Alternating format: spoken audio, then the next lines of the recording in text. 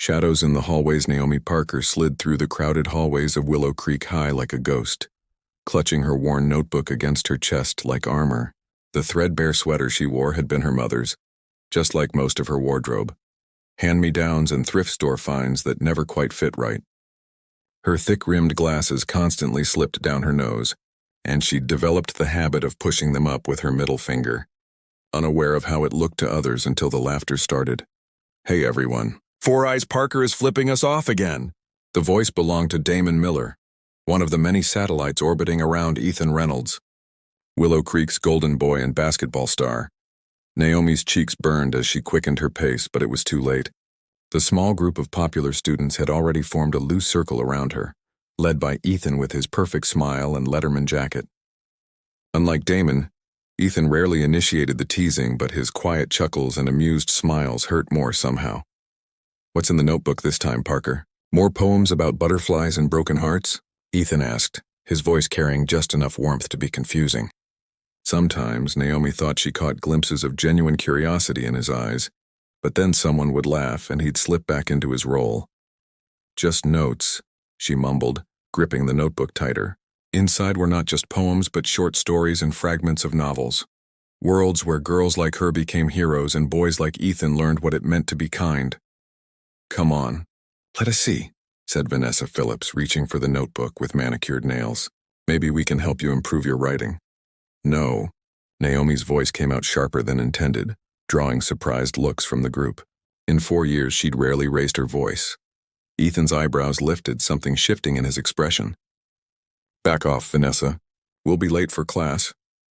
It wasn't exactly a rescue, but it was enough of a distraction for Naomi to slip away, heart hammering in her chest. She ducked into the girls' bathroom, leaning against the cold tile wall as she tried to steady her breathing. "Don't let them see you cry," she whispered to herself, a mantra repeated too many times to count. Mrs. Bennett, the creative writing teacher, was the only person at Willow Creek who saw beyond Naomi's shabby clothes and social awkwardness. That afternoon, she held Naomi back after class, pressing a flyer into her hands.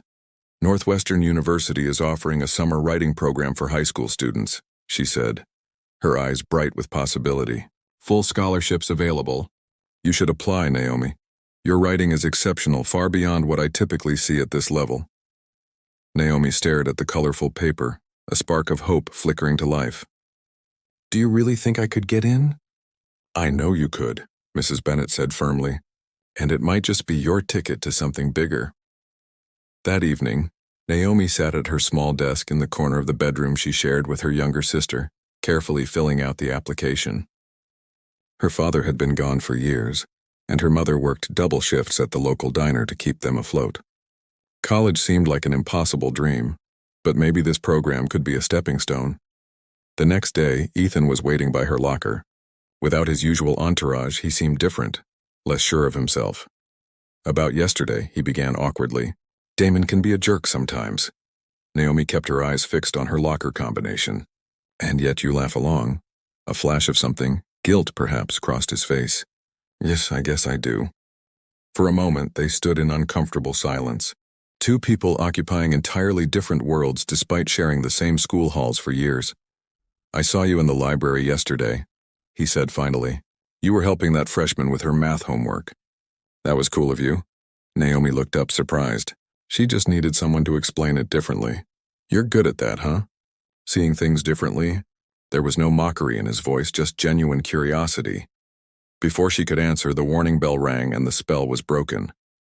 "I've got practice," Ethan said, backing away. "See you around, Parker." But they both knew the truth. In less than 3 months, they would graduate, and their worlds would separate completely. Naomi had already been accepted to a small college in Chicago with a partial scholarship, as far from Willow Creek as she could manage. Ethan was headed to state on a basketball scholarship, where he would continue being the golden boy, surrounded by adoration. What neither of them knew then was how completely their paths would diverge, only to reconnect in ways they could never have imagined. For Naomi, the shadows of Willow Creek's hallways would soon give way to something brighter, something entirely her own, while Ethan would learn that peaks reached too early often lead to unexpected valleys. As graduation approached, Naomi kept her head down, counting days. finishing her portfolio for Northwestern's summer program, and dreaming of the day when she could finally close the chapter on Willow Creek High. She had no idea that 10 years later, she would return, a different person entirely, to face the ghosts she left behind. Pages of Transformation Chicago greeted Naomi with a cacophony of sounds, smells, and possibilities that made Willow Creek seem like a distant dream. Her dorm room at the small liberal arts college was barely larger than her bedroom back home, but it was hers alone, a sanctuary where her thoughts could finally breathe. The Northwestern summer writing program had been transformative, giving her not only confidence in her words but also her first taste of belonging. Professor Lillian Hayes had taken Naomi under her wing, recognizing the raw talent beneath her hesitance. "Your voice has power," Professor Hayes had told her on the last day of the program, "but you're still whispering. The world deserves to hear you roar." Those words echoed in Naomi's mind as she unpacked her meager belongings, arranging her books, precious friends that had sustained her through high school, on the narrow shelf above her desk. Her scholarship covered tuition and housing, but little else. She would need to find a job quickly. The campus coffee shop Inkwell became her salvation. The owner, Marcus Chen, was a former literature professor with kind eyes and a belief that books and coffee were humanity's greatest inventions. He hired Naomi on the spot when she nervously recited her favorite poem while interviewing. "Anyone who loves Dickinson, that much will treat my customers right," he said with a wink. Working at Inkwell connected Naomi to a community she never knew existed. People who discussed books and ideas with passion, who valued thoughts over appearance, substance over status. For the first time, her secondhand clothes became vintage rather than poor, her quiet nature thoughtful rather than weird. During slow afternoons, Marcus encouraged her to write in the corner booth. "Consider it a benefit of employment," he insisted. "I'm investing in your future bestseller." In her sophomore year, Naomi changed her major from education to creative writing. Her mother had been concerned. Teachers had stable jobs, after all, but supported her decision after reading the short story that had won Naomi her first university writing prize. "I always knew you had magic in you," her mother said over the phone, voice thick with pride. "Your father would have been so proud." The mention of her father, who had abandoned them when Naomi was 12, still stung. But she was learning to channel that pain into her writing, transforming hurt into art. Between classes, work, and writing, Naomi barely thought about Willow Creek anymore. Occasionally, she would spot someone who reminded her of Ethan, a confident stride, a certain tilt of the head when laughing, and wonder briefly what had become of him. These moments grew rarer as the years passed. During her senior year, Naomi's thesis advisor submitted one of her short stories to a literary magazine without telling her. The acceptance letter arrived on a snowy February morning, along with an invitation to attend a writer's workshop in New York. "This is just the beginning," her advisor assured her. "Your voice is ready now." New York was overwhelming, a city that never seemed to sleep or stop moving. The workshop put her in rooms with writers she had admired from afar, people whose books lined her shelves. To her astonishment, they treated her as a peer, praising her story and encouraging her to expand it into a novel. A literary agent approached her on the final day. "There's something authentic about your writing," she said, handing Naomi her card. "When you finish that novel, call me." Naomi returned to Chicago with renewed purpose. She graduated with honors, moved into a tiny apartment in Wicker Park, took on extra shifts at Inkwell, and wrote during every spare moment. The novel poured out of her, a story about a young woman finding her place in the world while carrying the weight of her past. 14 months later, she sent the completed manuscript to the agent. 3 weeks after that, she received the call that changed everything. "We have multiple publishers interested," the agent said, her voice crackling with excitement. "They're calling it a fresh voice in literary fiction. We're going to auction it next week." The advance was modest by publishing standards, but felt like a fortune to Naomi. For the first time since childhood, she didn't have to worry about making rent or choosing between groceries and electricity. The book, titled Invisible Girl, was scheduled for publication the following spring. Marcus hosted her first reading at Inkwell, the small shop packed with friends and supporters. As she read from her novel, Naomi realized she was no longer the frightened girl from Willow Creek. Her voice didn't shake. Her glasses, now fashionable frames rather than thick lenses, stayed firmly in place. When she looked up from the pages, she saw faces rapt with attention, people connecting with her. Words Invisible Girl received glowing reviews from critics who praised its unflinching honesty and luminous prose. Sales steadily grew, fueled by word of mouth and book club selections. 6 months after publication, Naomi was invited to appear on a popular morning show to discuss the novel's unexpected success. The makeup artist who prepared her for the cameras worked quiet magic, transforming Naomi's natural features into something subtly striking. As she stared at her reflection, she barely recognized the confident woman looking back. Dark hair now styled in soft waves, eyes bright behind designer glasses, posture straight rather than hunched. "You look beautiful," the makeup artist said, stepping back to admire her work. Naomi smiled. "Thank you, but it's not about how I look. It's about what I have to say." The interview went viral, with clips shared across social media platforms. Overnight, Naomi Parker became more than a name on a book cover. She became a voice for those who had felt invisible, overlooked, underestimated. Her publisher rushed to capitalize on the momentum, sending her on a national book tour. Cities blurred together as Naomi moved from one reading to the next, hotel rooms becoming temporary homes. She sent money to her mother, insisted she retire from the diner, helped her sister through college. 3 years after Invisible Girl, Naomi published her second novel to even greater acclaim. The New York Times called her a literary star with rare emotional intelligence. Her face appeared on magazine covers. Her words were quoted on social media. Her story of transformation inspired countless readers. It was during this whirlwind that the email arrived, a generic invitation to Willow Creek High's 10-year reunion. Naomi's first instinct was to delete it without response. What could Willow Creek possibly offer her now? Yet something stopped her. A curiosity, perhaps. Or maybe the writer in her sensed an unfinished story, a narrative arc incomplete without this return to where everything began.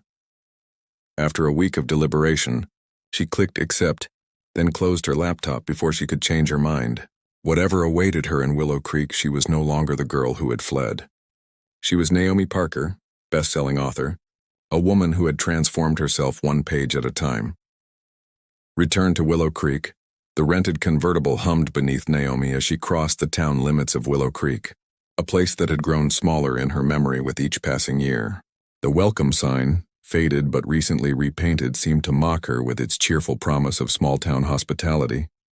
She adjusted her sunglasses and took a deep breath, reminding herself that this was just another appearance, albeit the most personal one of her career.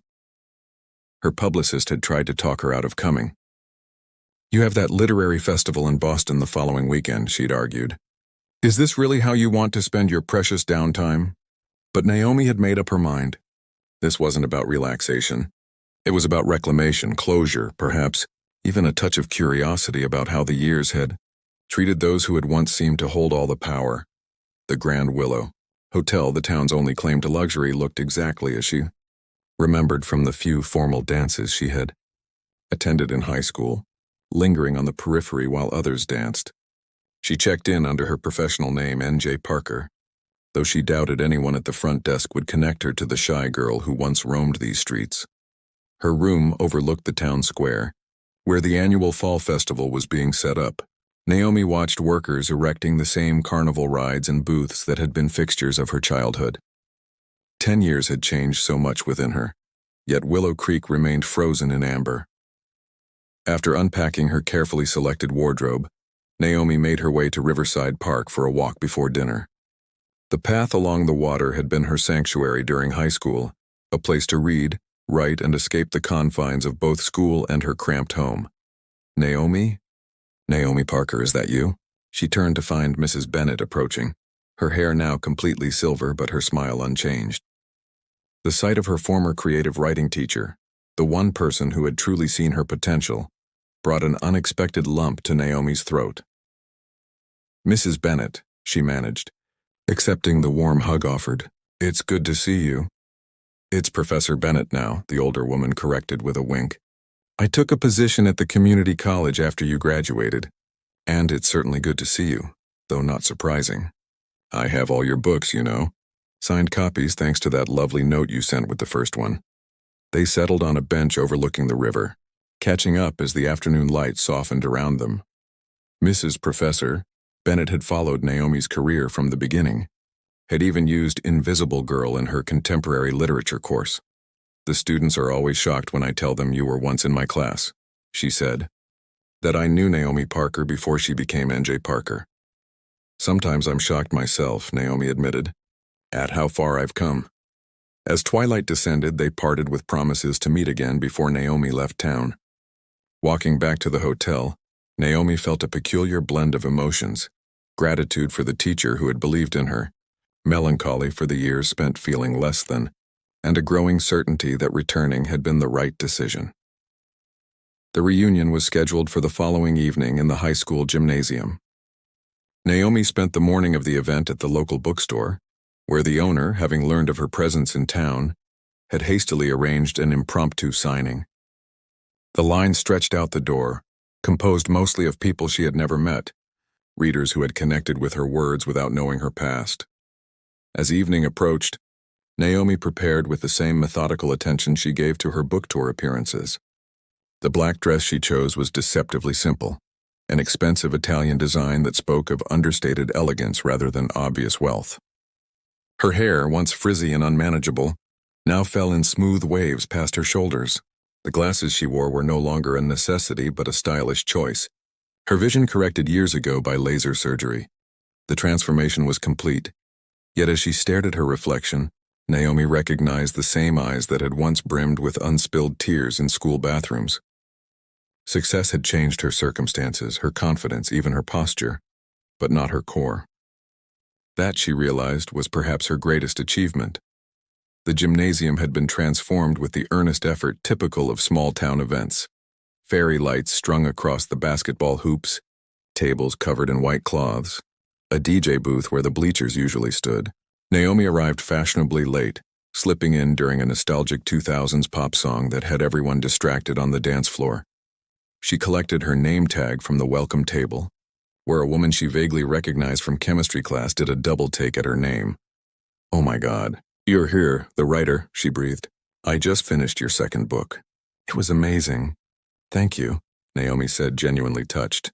"That means a lot." Word of her presence spread quickly through the gymnasium. Former classmates approached with varying degrees of recognition, many claiming connections that had never existed. "We had English together," one woman insisted, though Naomi couldn't recall her face. "I always knew you'd do something creative." Vanessa Phillips, now Vanessa Whitman, according to her name tag, approached with the practiced smile of someone accustomed to being the center of attention. "Naomi Parker," she said, air-kissing near both cheeks. "The famous author. Who would have thought?" "Life is full of surprises," Naomi replied evenly. "We should catch up," Vanessa continued, her eyes already scanning the room over Naomi's shoulder. "I'm in real estate now. Very successful. My husband and I just built a new house in the lakeside development." "Congratulations," Naomi said, noticing how Vanessa's smile didn't quite reach her eyes. "I'm happy for you." It was strange seeing these people who had once seemed so important reduced to what they truly were, ordinary adults navigating life with varying degrees of success and satisfaction.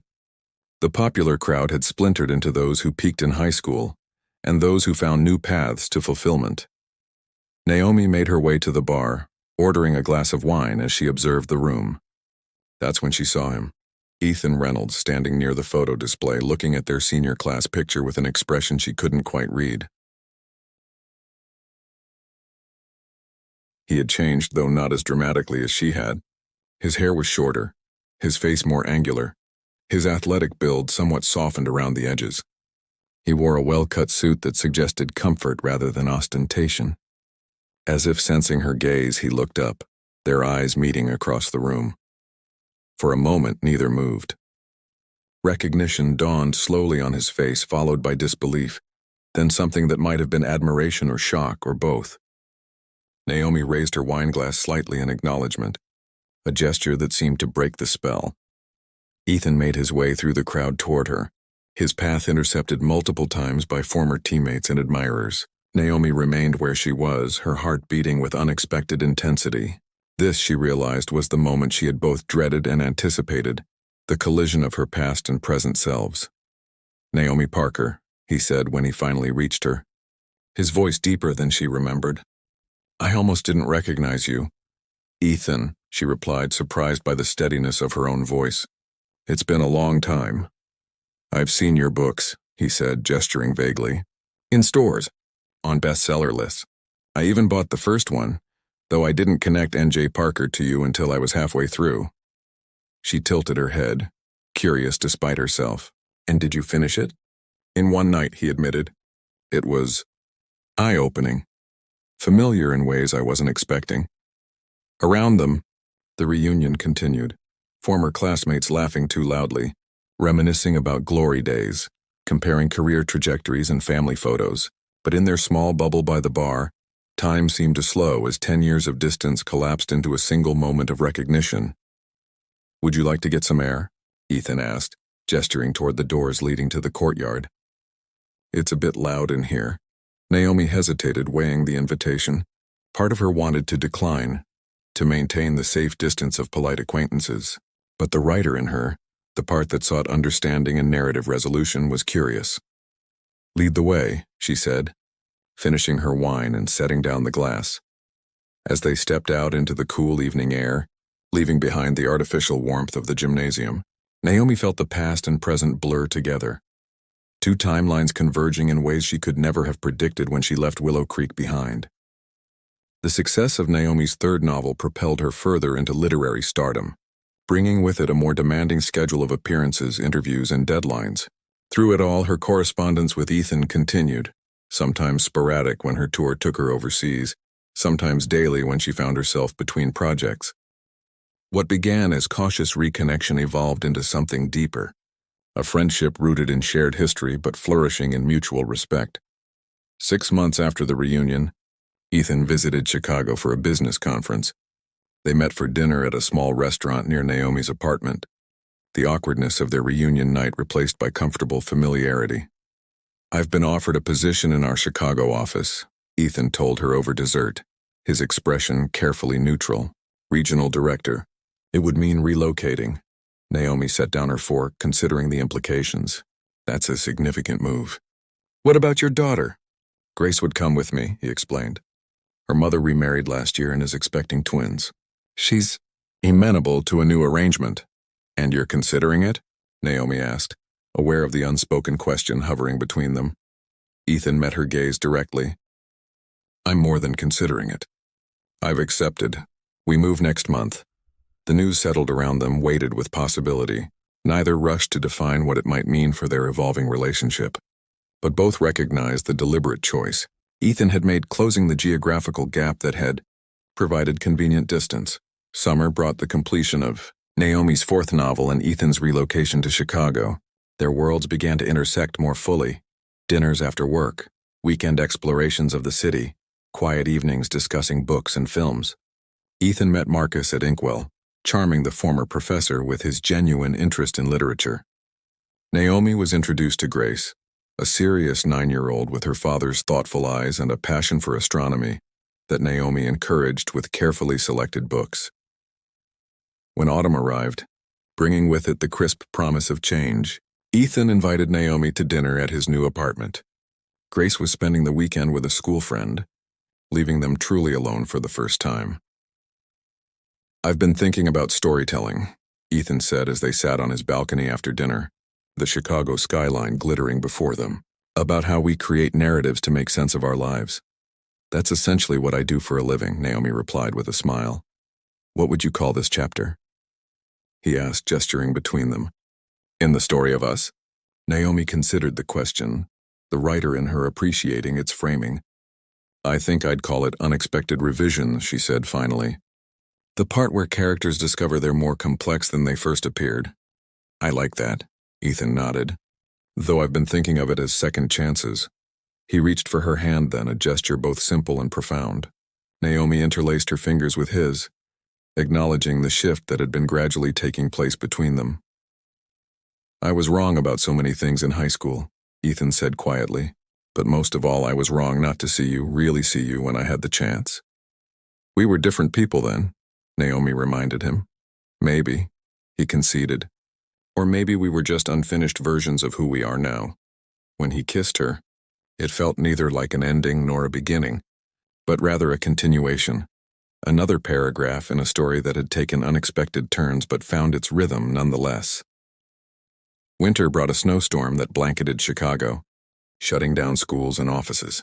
Naomi, Ethan, and Grace built snowmen in the park near his apartment, their laughter visible in puffs of white against the cold air. That evening, after Grace had gone to bed, Ethan and Naomi sat before the fireplace talking about the future with tentative hope. "My lease ends in March," Naomi mentioned, watching the flames dance. "The rent is increasing again." "Move in with us," Ethan said. The words simple, but their meaning profound. "Grace adores you." And you?" Naomi prompted when he paused. "I love you," he said quietly, "not because of who you've become, though I admire her tremendously, but because I see all of you, past and present, and I love the whole story." Spring found them creating a home together, Naomi's books mingling with Ethan's records on shared shelves, Grace's astronomy charts decorating what had become her permanent bedroom. They navigated the complexities of blended family life with patience and occasional missteps, learning together what it meant to build something new from unexpected foundations. On a warm May evening, Naomi sat on their shared balcony, laptop open as she worked on her 5th novel. Inside, Ethan helped Grace with a science project, their muffled laughter drifting through the open window. The scene, domestic, ordinary, precious, struck Naomi with sudden clarity. This was what she had been writing toward all along, not fame or validation or revenge, but the simple, profound gift of belonging, of being seen and loved, not despite her past but with full knowledge of it. When Naomi's 5th novel was published the following year, critics called it her most hopeful work yet, a departure from earlier themes of isolation toward a nuanced exploration of connection. In interviews, she spoke of transformation not as escape from the past, but as integration, the painful chapters necessary context for the joyful ones that followed. At one such interview, a young journalist asked about the dedication page, which read simply, "For E&G, who taught me that every story deserves revision." "Is that a reference to the editing process?" the journalist inquired. Naomi smiled, thinking of Ethan and Grace waiting for her at home. "It's about life," she replied. "About how sometimes the most beautiful narratives emerge from the most unlikely beginnings. About how people can change the story they're telling together." On her 40th birthday, 5 years after the reunion that had reconnected them, Ethan proposed during a private dinner at Inkwell, which Marcus had closed to the public for the occasion. Grace, now 14 and every bit as thoughtful as her father, presented Naomi with a handmade card that read, "Official request to become your stepdaughter. Are you sure?" Naomi asked them both, eyes bright with unshed tears. "This isn't just another chapter, it's a whole new book." "The best stories are the ones that surprise you," Ethan replied, echoing words Naomi had written in her first novel. "The ones you never saw coming but can't imagine living without." They married the following spring in the courtyard of Willow Creek High School, a deliberate choice to reclaim the space that had once held such different memories. Mrs. Bennett, now retired, read a poem during the ceremony. Naomi's mother walked her down the aisle. Grace served as both flower girl and ring bearer, insisting she was old enough for dual responsibilities. Among the guests were former classmates, including Vanessa, who approached Naomi at the reception with genuine warmth. "I always envied you. You know," she admitted. "Even back then, you always seemed to know who you were, even when the rest of us were just pretending." "I was pretending too," Naomi told her with a smile. "We all were. Some of us just took longer to figure out our authentic stories." As evening fell and fairy lights illuminated the courtyard, so similar to those from the reunion night, Ethan pulled Naomi close for a dance. "Happy?" he asked simply. Naomi rested her head against his shoulder, taking in the scene around them, past and present colliding in ways she could never have anticipated when she left Willow Creek all those years ago. "More than that," she replied. "Whole." In her latest novel, published the year after their wedding, Naomi wrote of reconciliation and redemption, of the courage it takes to revisit old wounds and transform them into wisdom. Critics called it her most personal work, though none knew exactly how much truth lay beneath the fiction. But Ethan knew. He recognized the echoes of their story woven through the narrative, not as it had happened, but as it might have in some parallel universe where their paths had diverged differently. He understood, as perhaps no other reader could, the delicate balance between fact and fantasy, between what was and what might have been. "You gave us a different ending in the book," he noted one night as they sat on their Chicago balcony, the manuscript open between them. "Alternative universe," Naomi corrected with a smile. "The beauty of fiction is exploring all possibilities." "And which do you prefer?" Ethan asked. "The story or reality?" Naomi looked through the open door to where Grace sat at the dining table. Homework spread around her, the picture of teenage concentration. She thought of the journey that had brought her from the shadows of Willow Creek's hallways to this moment of quiet contentment. "Reality," she said without hesitation. "Some stories are too important to leave to fiction." Years passed, books were written, a family grew and changed. Naomi Parker, who kept her professional name while adding Reynolds in private life, continued to transform pain into purpose through her words. But her greatest story remained the one she lived rather than wrote. The unexpected revision that had turned an old wound into a new beginning. And when she returned to Willow Creek High School years later, this time to give the commencement address to a new generation of graduates, she spoke not of escape or revenge or even success, but of seeing and being seen, of the courage it takes to revise one's story without erasing the difficult chapters that shaped it. "Your past is prologue," she told the students, Ethan and Grace watching proudly from the audience. "But you are the author of what comes next. Write boldly, revise without fear, and remember that the most beautiful stories often emerge from the most unexpected beginnings." It was, perhaps, the truest thing she had ever written, a testimony not to what she had overcome, but to what she had become, a woman fully seen, fully known, and fully loved. Not despite her story, but because of it.